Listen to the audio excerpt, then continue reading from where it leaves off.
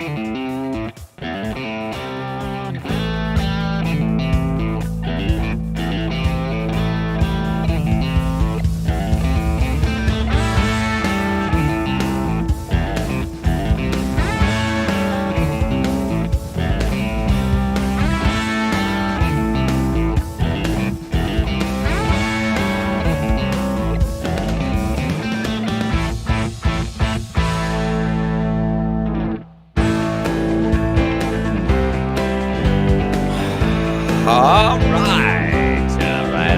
right.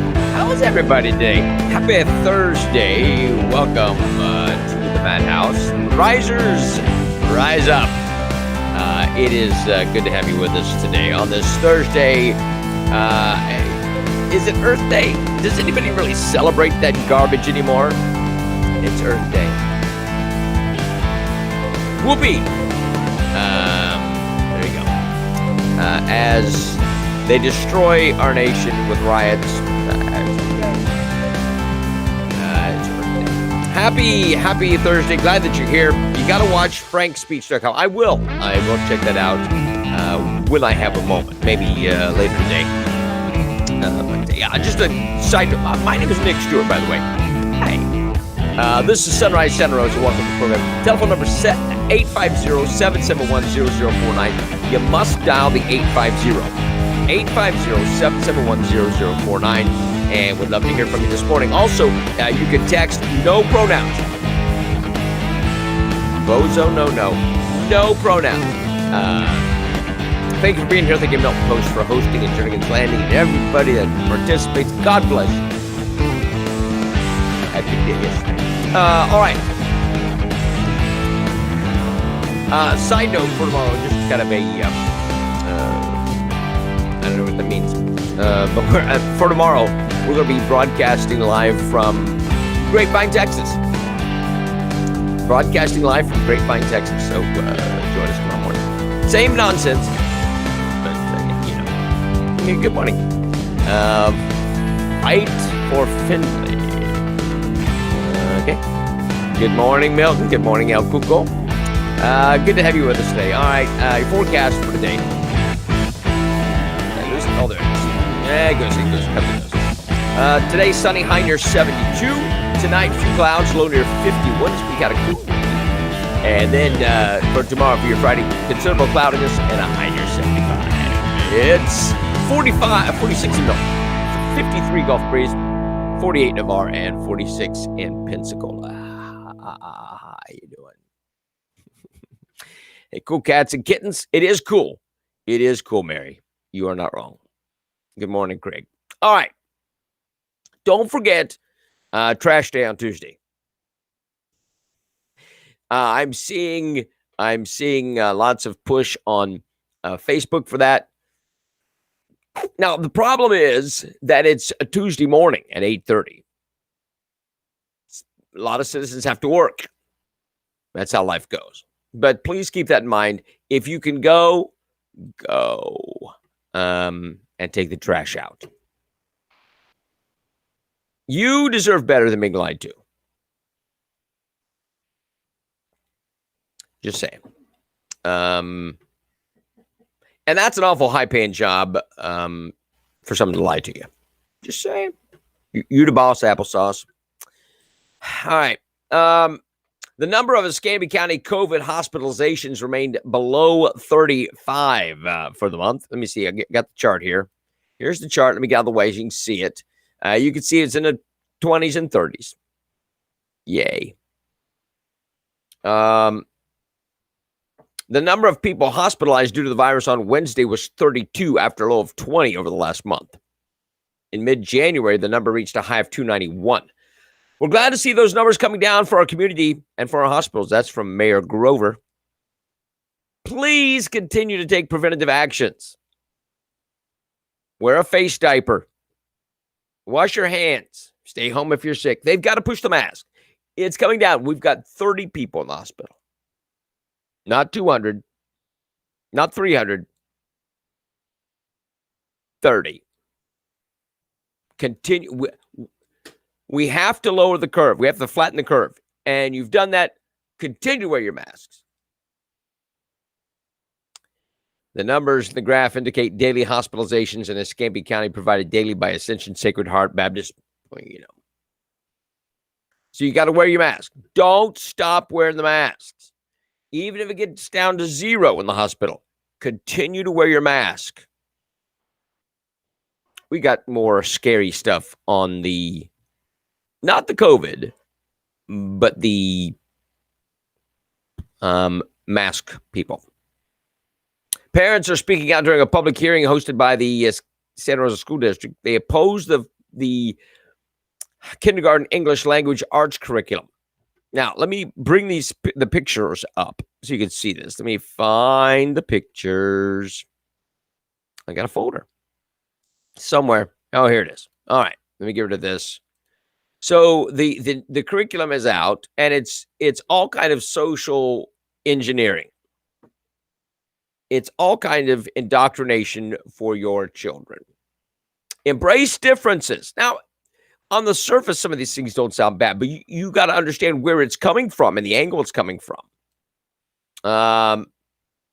For best practices, activate students' prior knowledge. Make learning contextual. Consider your classroom setup. Form relationships. But there are some things that are kind of concerning. Let me get this out of the way so you can kind of read this. Discuss social and political issues. Help students discuss and learn about current issues that matter to them, including immigration. Now, here's the question. I don't know how many in your kindergarten are interested in immigration?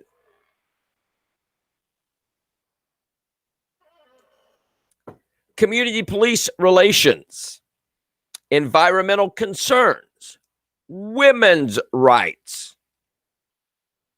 Let me read this again. Opposing the following as part of the kindergarten English language arts curriculum: women's rights and race relations. Now, you don't have to tell little ones about race relations. They don't care. They're my friend. I'm playing with them. They don't care. The goal is not to tell students what to think, but to teach them how to become informed and how to engage in respectful dialogue. They're kindergarten. We need schoolhouse rock. We do. Conjunction, junction. What's your function? So the parents were upset. They did it anyway. You got to love that. The school is there to serve the community, and they do it in spite of you. Security was beefed up for last night's Santa Rosa School District COVID-19 mask mandate discussions. And by the end of the evening, about a half a dozen parents opposed to the masking were escorted out by police. It's an unprecedented occurrence per law enforcement. In the end, the school board decided to keep the mask mandate through June 14th, into the 2020-2021 school year. At the beginning of the board's COVID-19 mitigation strategy workshop, 2 local physicians made presentations. Dr. Randall Reese, he's a Gulf Breeze pediatrician. He was in support for continued masking. Now, I played a video yesterday from Dr. Joel Rudman, who's against it. He gave a great argument. He's awesome. He called for immediate end to masking and challenged some of the data presented by the school district, calling it untruthful. Parents were not allowed to speak during the workshop, but around 100 stayed for public forum during the meeting. Jennifer Hensley, a teacher at Woodlawn Beach Middle School, was the first speaker, asking the board to keep the mandate. She was followed by 18 speakers who opposed continued masking.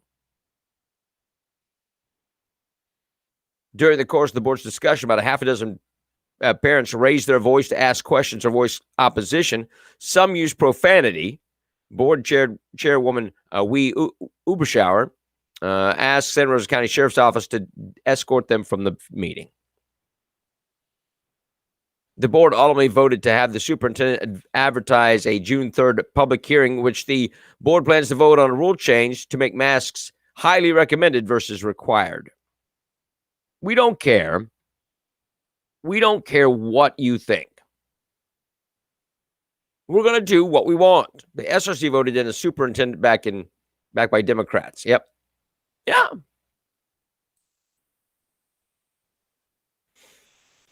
They don't care what you think about the curriculum. You're not educators.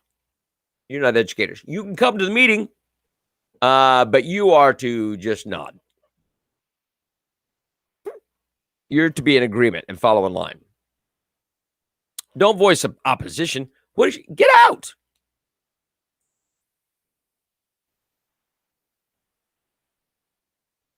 The school board is out of control. Are you shocked by that? Look at all the stuff that we've talked about over the last year. I want you to go back to the sex in the schools, which just disappeared. The subject disappeared. You go back to all that and you start looking through. The school board is not your friend. The school board is not in the best interest of your children.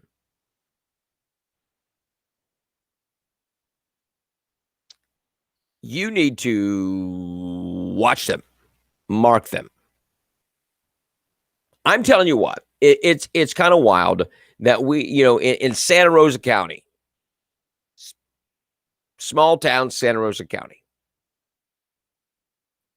that we have this kind of a mindset, this socialist, progressive, indoctrinating your children. You've got liars sitting on the county administrator position because they don't fear you. They don't fear you. They don't care what you think.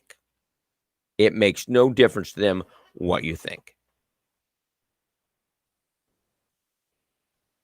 This is getting ridiculous.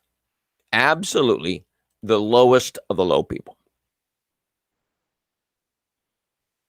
Escambia County School District parents and students are speaking out about rules they say are unfair for kids in performing arts. They're upset the district will not allow them to host live performances that include the band, choir, and theater. Their argument is the district allows sports teams to continue their seasons with fans. For the kids in the band, choir, and theater, the Escambia County School District won't allow in-person performances, only virtual. Families say that alone is upsetting, but makes it worse that athletes can continue to play and travel with fans. And they're right. And they're right. Why is performing arts, why is band or choir different? Justice says it's almost as if the government is corrupt. Well, it would kind of lend one to kind of think that it may be, but we know better, Justin. We know better. Craig says it's absolutely the worst school board Santa Rosa's ever had. And yet, they continue to make policy and do things that are detrimental to our children. Yay.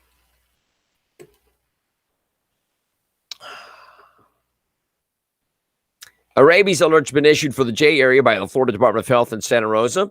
The alert's in response to a report of a positive result for rabies in a fox on Monday. The rabies alert will be in effect for the next 60 days. An animal with rabies may appear sick or lethargic, have problems swallowing or drool or salivate excessively. That describes Joe Biden for the most part. A wild animal may appear tamer than usual and some animals may have no visible symptoms. So watch out for rabies. It's rabies season. It's rabies season. 22-year-old Santa Rosa County woman is arrested Tuesday on child neglect charges. We talked about this yesterday, and they did catch her. Yay. Brenna Barnes, 22 of Pace, is in Santa Rosa County Jail on a $5,000 bond. According to the arrest report on April 14th, a caller told Santa Rosa County deputies he found a small child in the middle of the road on Brooks Lane in Pace. He said the child was alone with no adult around her. The report states the caller said he recognized the child and walked her back to her home where he made contact with Barnes. According to the arrest report, two similar incidents happened on February 27th and March 15th. A warrant was issued for Barnes' arrest last Thursday She was arrested yesterday. Goodbye to her. It pronoun El Cuco. It's not only corrupt, they're showing their corruption in the open with no worries or fear. They don't fear you. The local government does not fear you. And if you oppose them, they chastise you as being small thinkers, or they go on CNN and berate you. It's a thing. It's a thing. It happens. It does. Social justice group has filed a lawsuit against Florida Governor Ron DeSantis and others 2 days after the Republicans signed a bill to create a tougher penalty for people who participate in violent protests. The nonprofit group Legacy Entertainment and Arts Foundation filed the lawsuit Wednesday in Orlando in the federal court, according to court records. It argues that the new law violates First Amendment protections for free speech, like burning buildings down and blowing up cars and setting fires. Yeah. Eighth Amendment protections against cruel and unusual punishment, and 14th Amendment protections of due process. The breathtaking scope of the bill includes granting civil immunity to people who drive into peaceful demonstrators if such demonstrations block a road. Prevents people accused of rioting from bailing out of jail until after their first court appearance. Increases penalties for assaulting law enforcement officers while engaging in a riot. Penalizing local governments that interfere with efforts to stop a riot, and allows law enforcement agencies to face funding reductions to file objections. DeSantis spokesman Cody McLeod said the governor's office hasn't been served in the case, but will firmly defend the legal merits of the new law, which McLeod said protects businesses, supports law enforcement, and ensures punishment for those who cause violence. Good. Thank you for Governor DeSantis.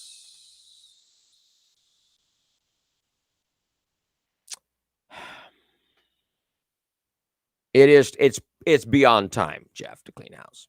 But I'm glad DeSantis has done this and that they're standing up for it. All right, so this happened yesterday. There was a Black Lives Matter, I don't know, thing, vigil.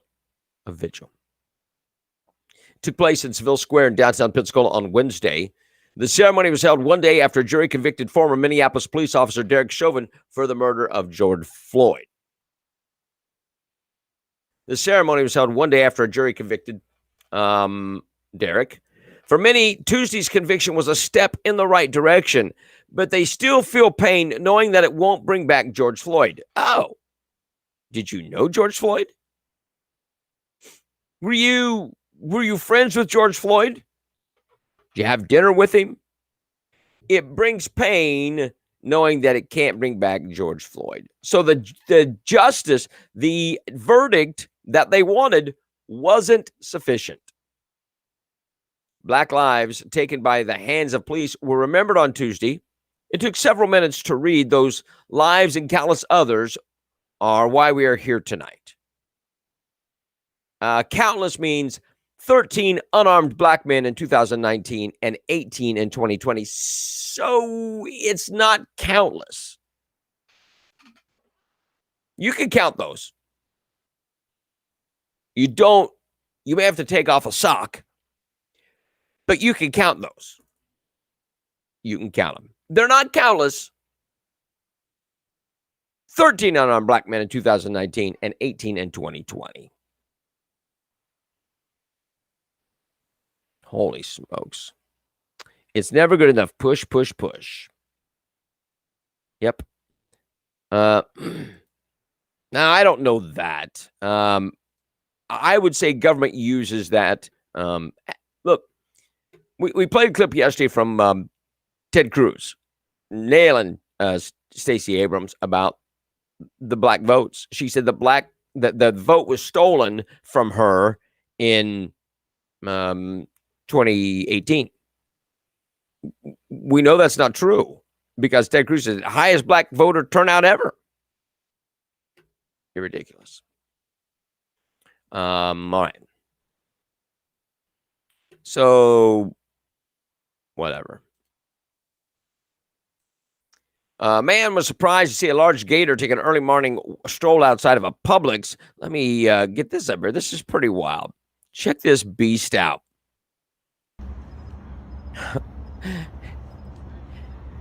Crazy.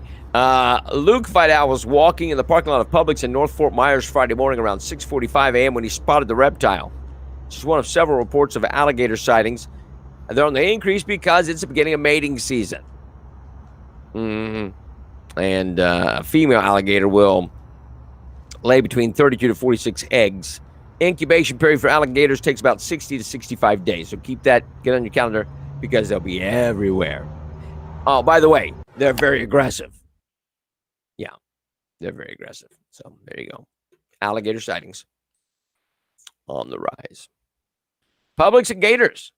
Yeah, and gators love Publix because they have that chantilly cake, which is awesome. The chantilly cake is amazing. I hate to pay $25 for a cake, but the chantilly cake is amazing. Few purses and belts, and maybe a pair of boots. Maybe a pair of boots as well. 850-771-0049. A man, listen to this, a Florida man was killed after falling off his motorcycle on I-95 in Brevard County. Troopers say the 31-year-old motorcyclist from Orlando was traveling northbound on I-95, according to witnesses. The rider stood up on the motorcycle seat and put his arms outward. He lost control and fell off the bike onto the roadway. Wait. We're not finished. Two SUVs traveling behind the motorcycle ran over the rider.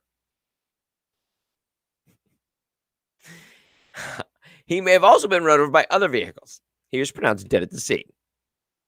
Stupid stuff kills. He was going down the interstate, stood up on his motorcycle, put out his arms, and lost control. I don't know what happened.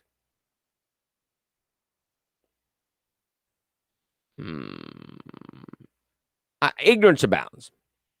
That's called doing a Jesus. Well, when you do that, you're going to meet Jesus. I'm just saying.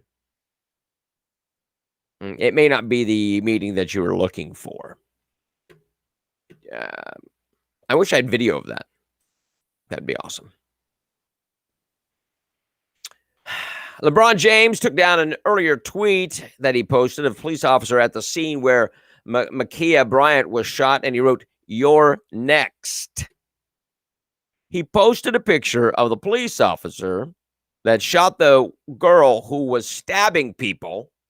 She was going after a girl with a knife when she got shot by the police officer. He posted the police officer's picture and put hashtag "You're next." The NBA has not said whether he'll be reprimanded, but the backlash against the superstar athlete has been intense. The Lakers star suggested that the Columbus shooting would be viewed similar to how the public viewed Derek Chauvin over the death of George Floyd. "You're next, hashtag accountability," wrote the NBA star with an hourglass emoji over an image of one of the officers at the scene. With an hourglass, meaning this is timed. We've got a time frame. It's just a matter of time. You're dead. Oh, my. The media has twisted this thing out. We showed you the video. We showed you the body cam video of this girl going after, knife raised, getting ready to plunge into this other girl when she was shot. He should have just tased her, is what they said. Really? Hey, hold on a minute. I'm going to grab my taser instead of my gun. I just need to make sure hold on. Wait. Oh my gosh.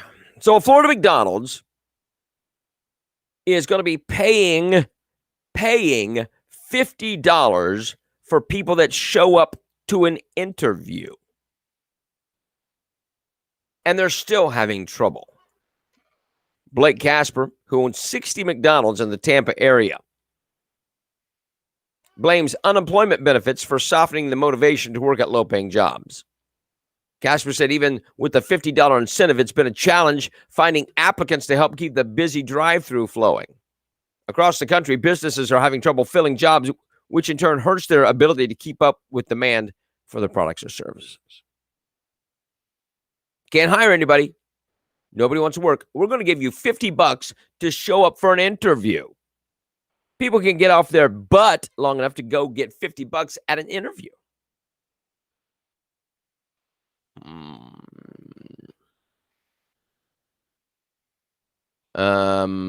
He wouldn't have been able to tell his taser from his gun anyway. Different sides. They wear them on different sides. And you use the pronoun, Justin. You're in text jail.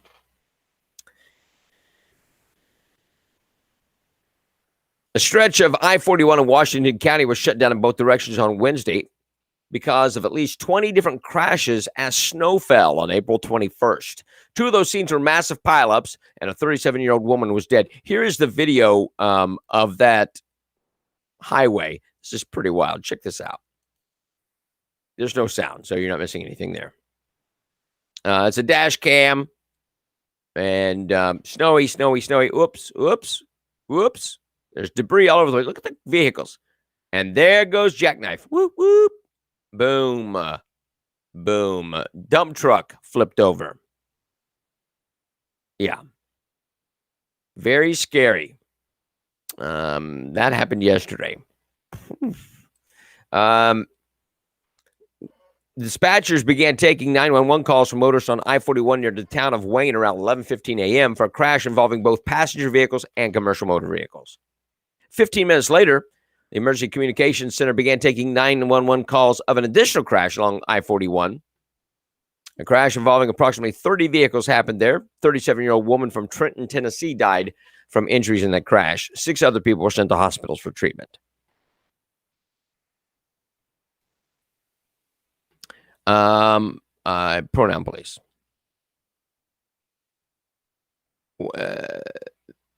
Pronoun prison.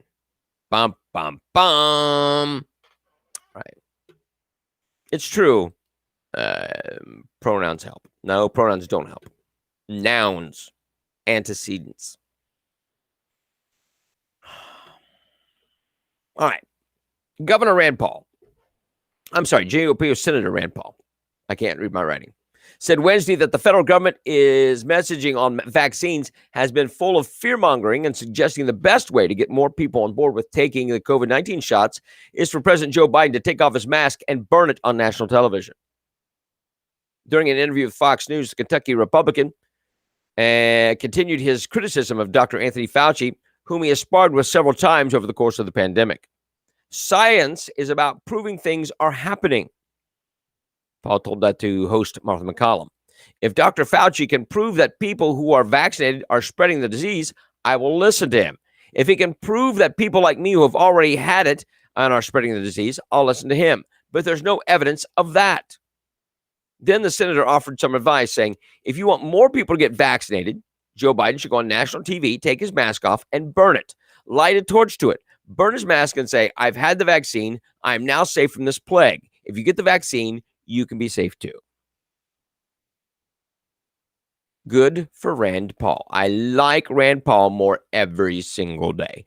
What about a Trump Paul ticket in 2024?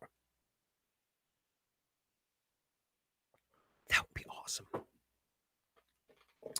So the whole thing is to get herd immunity, right?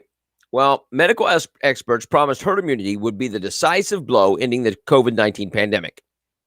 But what percentage of the population would need to be inoculated before reaching the magical threshold? Now, all you have to do is have the antibodies, right? The World Health Organization said last summer that between 60 and 70% would probably suffice. Dr. Anthony Fauci immediately moved the goalposts several times on herd immunity, suggesting last December that the United States may only reach herd immunity if 90% of the population receive the COVID-19 vaccine. Numbers they just make and pull out of their backside. Now some medical experts say herd immunity will never be achieved in America. Ever. Never. As of Wednesday, 1/3 of American adults were fully vaccinated. 1/3. With more than 50% of American adults receiving at least one COVID-19 vaccine shot. That is a tremendous progress considering vaccinations began less than 5 months ago. But doctors who spoke with USA Today said herd immunity is no longer on the horizon, citing Americans who are vaccine hesitant. You. Because of you, your vaccine hesitancy freaks,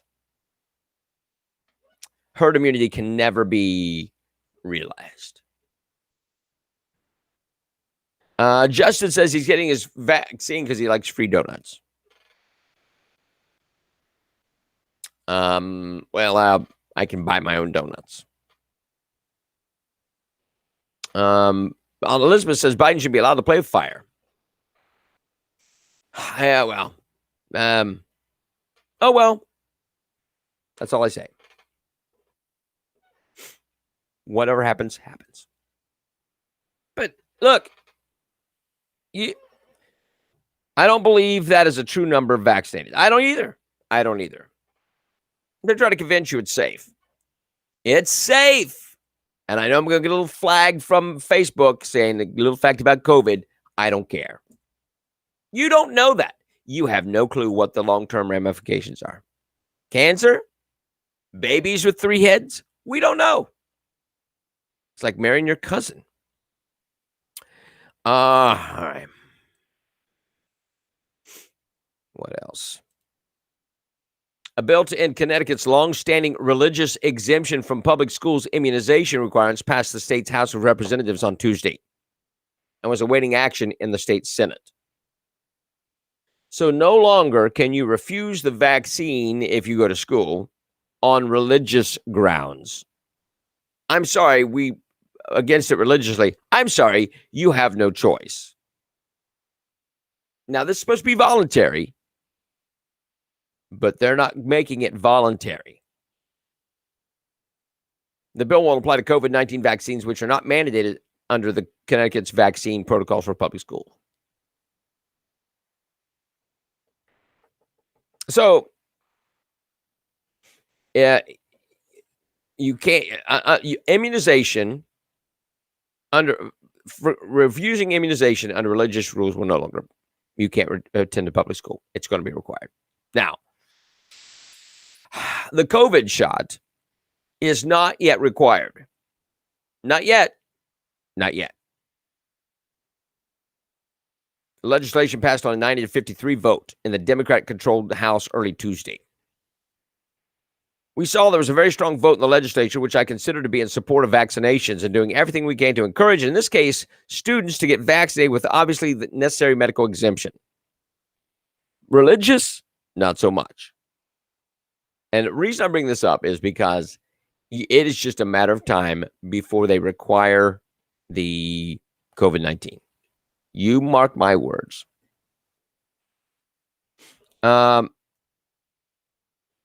Well, I don't know. Probably not. Just you white evangelicals, you freaks. Freak jobs. Boy, how do you get out of bed in the morning? You're so ignorant. Oh, you white evangelicals. Oh, wait. That's me. Just saying. Arizona Governor Doug Ducey has declared a state of emergency at the state's southwest border and has ordered 250 National Guard troops to the region to assist local law enforcement. The U.S. Border Patrol is overwhelmed. Local law enforcement and mayors are calling out for help, Ducey said. Citizens in our border communities are concerned for their safety, and nonprofits left to pick up the pieces and broken federal policies are strained. He said last month, the Biden administration is totally divorced from reality. Now, at times, it seems like they fully understand the reality, but they're putting their heads in the sand, trying to ignore it anyway. Now, I think they should have called out the National Guard earlier.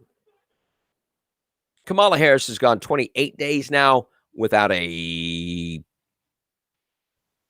kind of anything on the border. I think she's got a virtual meeting set up with Guatemala next week. But she's not been to the border. She's not held a press conference. It's not they don't have a head in the sand. They don't care. They don't care. If they did care, they would even make some kind of motion that they cared. They're trying to get you to understand, yeah, we've got Kamal over here in charge of it, but we don't care. They're sticking in your face. We don't care about the immigration problem. This is what we wanted. It's not a crisis if you create it on purpose. Mark McCloskey is a St. Louis attorney who, along with his wife, armed himself and confronted Black Lives Matter protesters outside their house last summer. If you remember them. Do I have a picture? I don't. But you remember them standing out on the porch and she had her hand on her hip holding that gun like that. Great picture. Well, he's going to run for the U.S. Senate. I can confirm that it's consideration, yes, McCloskey told Politico on Tuesday. McCloskey's made headlines last June after a video emerged of them toting guns in defense of their home as protesters headed toward the House. They were both charged last year with unlawful use of weapons as well as tampering with evidence. Mark McCloskey told Politico he didn't have a timetable for making his decision about running. He was a Democrat. Now, he still may be a Democrat. He's probably not going to vote that way. The Democrats sold him out. The Democrats bailed on him. Just saying. Virginia's city of Norfolk has fired a police lieutenant after news reports that said that he donated to and expressed support for Kyle Rittenhouse.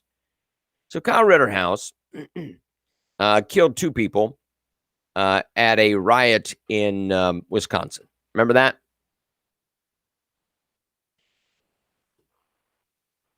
City officials announced Tuesday that Police Lieutenant William Kelly had been relieved of duty after an internal investigation. His egregious comments erode the trust between the Norfolk Police Department in Virginia about an event in Wisconsin and those that they are sworn to serve. The city of Norfolk has a standard of behavior for all employees, and we will hold staff accountable.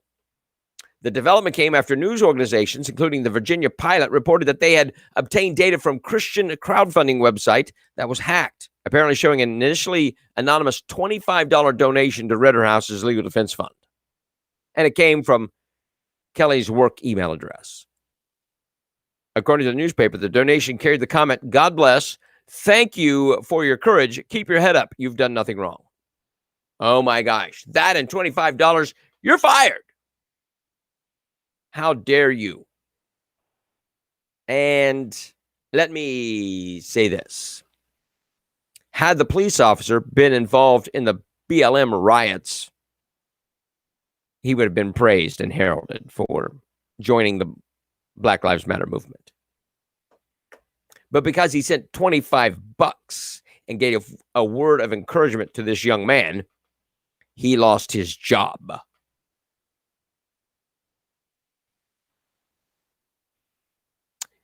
His message went on to say, "Every rank and file police officer supports you." How dare he? How dare he? No, you can't do that, Donna, because you'd be a racist if you fired anybody who supported BLM or so many Democrats. Did he do anything that was illegal? It's not like he made cardboard blankets in Mobile for homeless. Didn't do that. Not like they decorated a Christmas tree with mugshots of felons. Didn't do that. He didn't shoot anybody. He didn't take bribes. He didn't lie to the public. All he did was give $25 in a word of encouragement. How did they find out? How did they find out what he put in the letter? Well, what they did was the site was hacked because they wanted to see who was giving money to Rittenhouse. That's what happened, Donna. And it got out that he was part of that. They had to expose and out people who were donating to Rittenhouse. So you could beat up on people, so you could harass people who donated $5, $10, $25. How dare you support this young man? No, it's not legal. It's not legal. But the press released it anyway because he donated $25 to Kyle Rittenhouse. Okay, you see what we're dealing with here. It's not that you can't disagree with them. You can't support causes that you want to. I go back to January 6th when 5 people died, but none because of the riot. Well, one was shot by Capitol Hill police. None of the rest of them died because of the riot. And remember, they tried to get rid of Ted Cruz and others who disagreed with what was going on, what they tried to do. How dare you speak against us? That kind of thing, you know. Yep. When it benefits them, you can. Just saying. White House Press Secretary Jen Psaki had an uncomfortable exchange with a reporter on Wednesday after he asked whether President Biden acknowledges his own role in what the president described as systemic racism in America. During his address to the nation Tuesday, following the conviction of former Minneapolis police officer Derek Chauvin, Biden said Floyd's death, what he was called murder in full light of day, had ripped the blinders off for the whole world to see the systemic racism in the United States. At the Wednesday briefing, New York Post reporter Steve Nelson confronted Psaki about whether the president contributed to systemic racism during his decades-long presence in Congress. Here is that video. Check this out. That George Floyd's death, quote, ripped the blinders off for the whole world to see the systemic racism in the United States. But he's an architect of multiple federal laws in the 1980s and 90s that disproportionately jailed black people and contributed to what many people see as systemic racism. The activist Cornel West said that Biden was, quote, one of the core architects of mass incarceration, and that, quote, I think Biden is going to have to take responsibility and acknowledge the contribution he made to mass incarceration. To what extent does President Biden acknowledge his own role in systemic racism, and how does that inform his current policy positions? Well, I would say that one of the president's core objectives is addressing racial injustice in this country, not just through his rhetoric, but through his actions. That he's been probably privy to and part of. We know that. We have video. Look to is his advocacy for... And through the video that shows the exact opposite. Act for nominating leaders to the Department of Justice to address long, outdated policies and to ask his leadership team here in the White House to prioritize these issues in his presidency, which is current and today and not from 30 years ago. Does he believe it's important to accept his own culpability? I think I've answered your question. Go ahead. I'm not going to. I think I've answered your question. We're not going back. So there you go. I'm sorry. So, yeah. It is interesting that she did not want to talk about Biden's past. We don't need to go back 30 years ago. Go back. But that's what you do. Isn't that what you do? You go back and destroy people from stuff 30 years ago. That is the pattern that's been set. Right? Don't we know that from Twitter and from whatever? We always go back to what was done 30 years ago. So you got to look at him now and not 30 years ago. I don't know. Because you guys, the left has set the standard. 18 out of millions. Maybe the Dems should find out what the others are doing to not get killed. Obeying the law. Obeying the law. Back to hiring. What? I don't understand what that means. For radios. Ratios. Gotcha. You threw me off at the radios. So yeah, we do go back 30 years. We judge people on what happened 30 years ago. That is the standard that has been set by the Democratic Party. Right? The woke group, they go back, and you have a history where you said this, and we're using it against you. And because you're a pig and you disagree with us, And so, but for Biden, it's okay. We're not going back 30 years. You look at what he's doing now. People mark this, mark it, and remember it, because this is how they roll. How do I miss this one? This is, oh my gosh, I'm going to show this to you because I don't have all the stuff from it. This is Ezra Furman. Ezra Furman. He's a rocker. He's a rocker. He says that he's a trans woman and a mom. You're not fooling anyone, Mr. 5 o'clock shadow. Not fooling anyone. You're not a woman. You're not. He says that women are complex, and he is. You don't understand the complexity of being a woman because you're not a woman. I am, he says.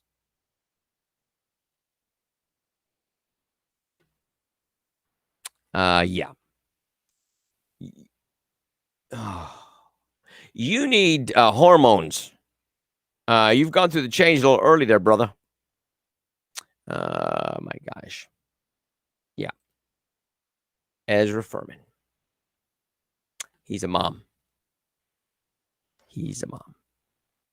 I'm just telling you what he said.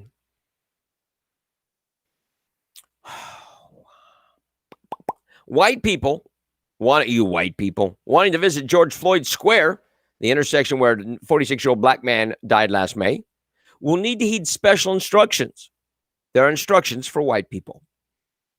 The intersection of 38th Street and Chicago Avenue, where a bystander recorded the famous video, the sign near the entrance of the square welcomes visitors to a sacred space for community, public grief, and protest. A sacred space.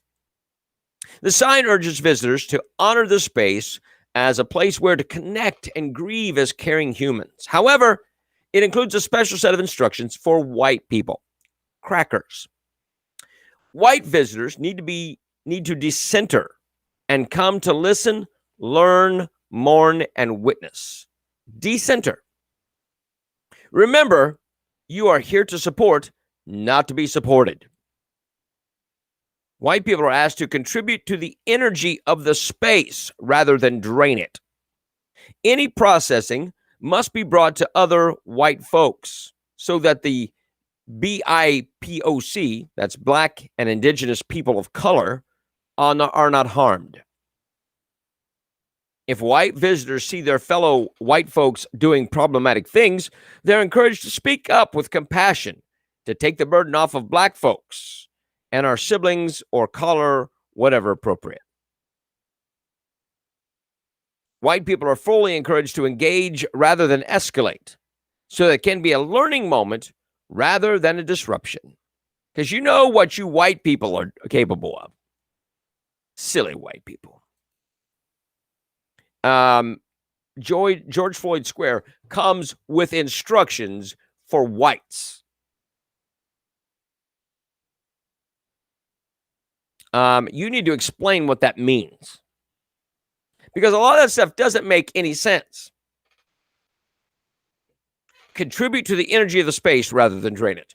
Processing must be brought to other white folks. What does that mean?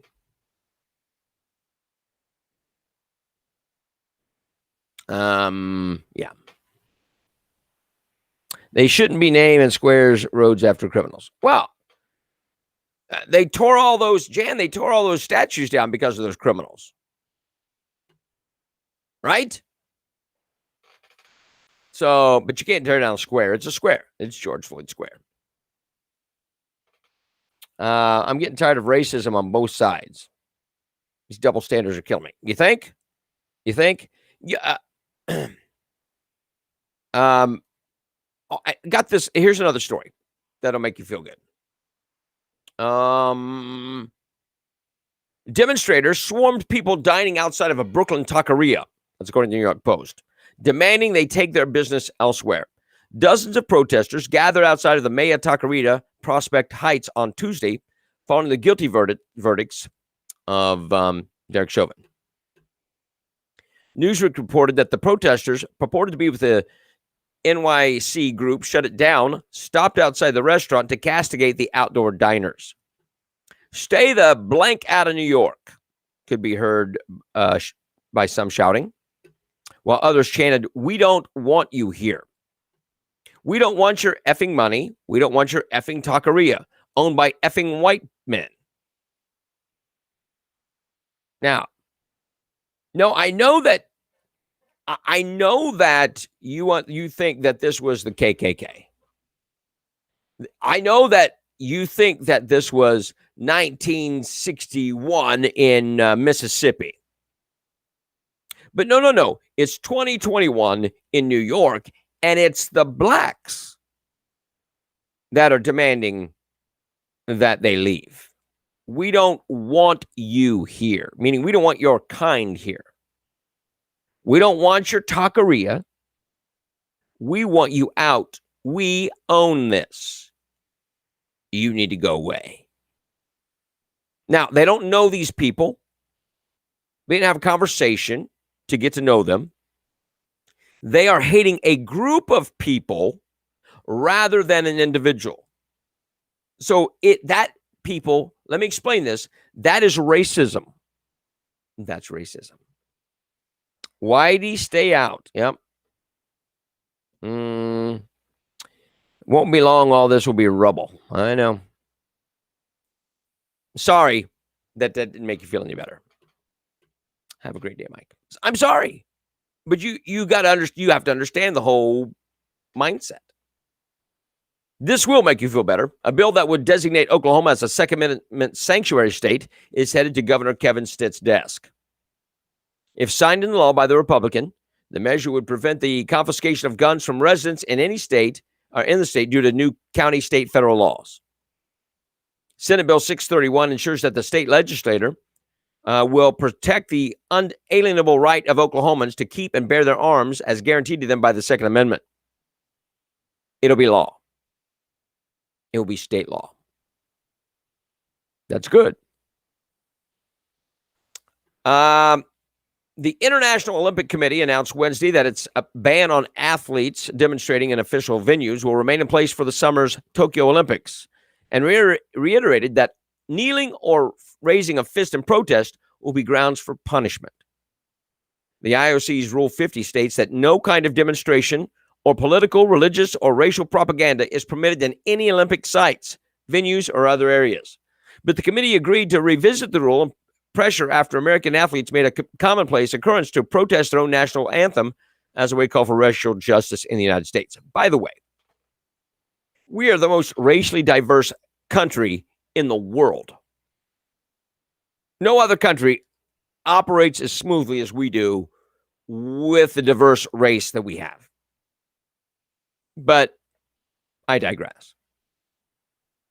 In a report detailing the reasoning behind its decision to keep the rule, the IOC explained that over the past year, it conducted a survey of more than 3,500 international athletes across the globe and found that a clear majority of athletes believe that it's not appropriate for athletes to demonstrate or express their views at the podium. 67% said that.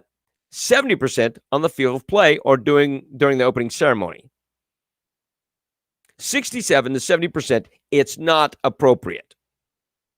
Now, who cares what the athletes think anyway? You want to participate in the games, you follow the rules. And you get punished if you don't. That's it.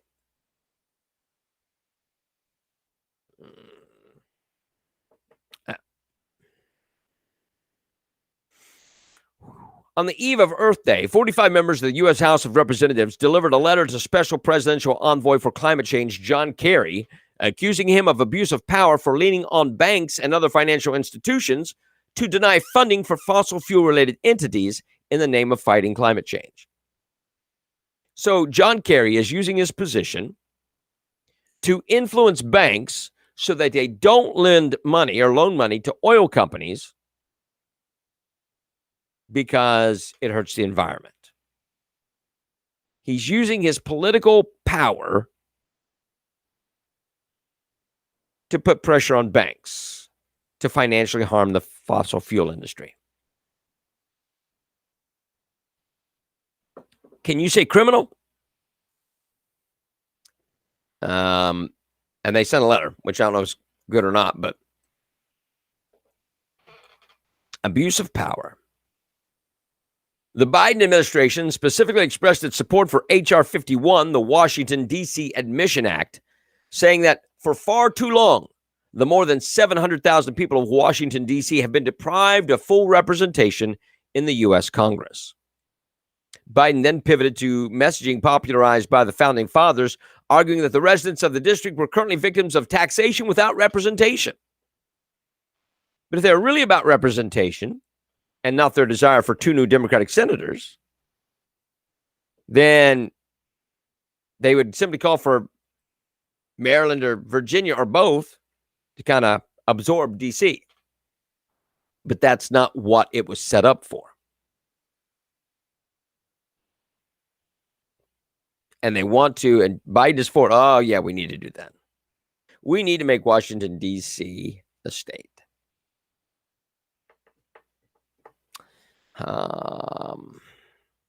Brian Stetler, the cross-dressing, I know for a fact, but just by looking at him, I don't know for a fact, but I could see by looking at him that he's probably a drag queen.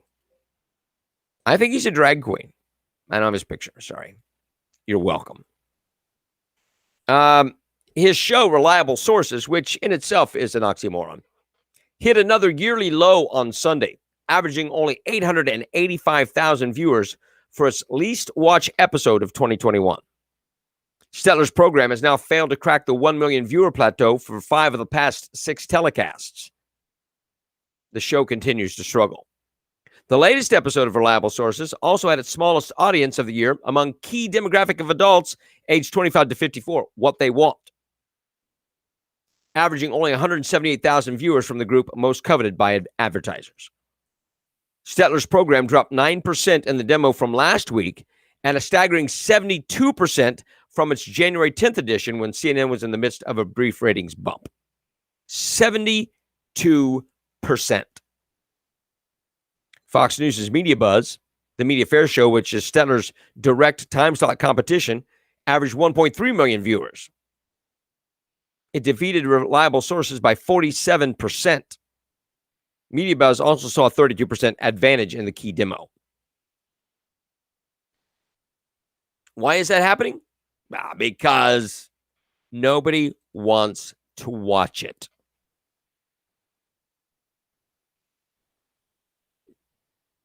CNN is dying on the vine. Good riddance. It's dying on the vine. The political arm of the Democratic Party, the propaganda arm of the Democratic Party, is dying. Well,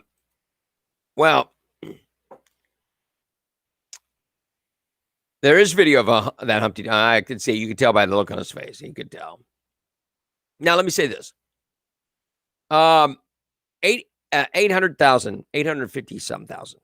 Now, this is people who maybe had the TV on and were watching something on Roku, right? So your cable's on, you're watching something on Roku, and it was just on by mistake. But you also got to count airports. How many TVs in airports have CNN on? So you got to count that.